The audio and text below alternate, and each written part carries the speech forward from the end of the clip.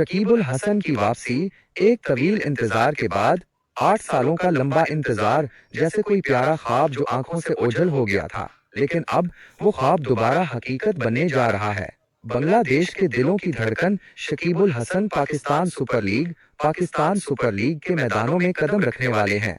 लाहौर कलंदर्स ने अपने इस प्यारे खिलाड़ी को अपने स्क्वाड का हिस्सा बनाकर मदाहों को खुशी से सरशार कर दिया है।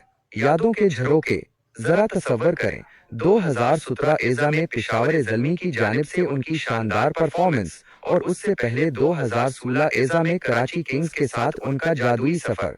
ये वापसी सिर्फ एक मैच नहीं, बल्कि यादों का एक हुसीन सिलसिला है।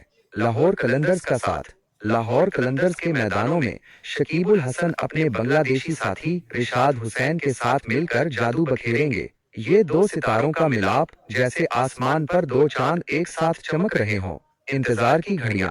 मई 17 से पाकिस्तान सुपर लीग के बकिया मैचेस का आगाज हो रहा है और मई 25 को लाहौर के कजाफी स्टेडियम में फाइनल की रौनकें सजेंगी। शकीब उल हसन की वापसी इस इवेंट को मजीद खास बना रही है। शकीब उल हसन का जज्बा।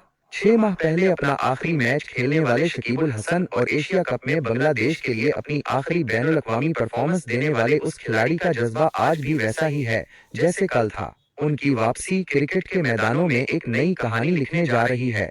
मद्दाहों का प्यार।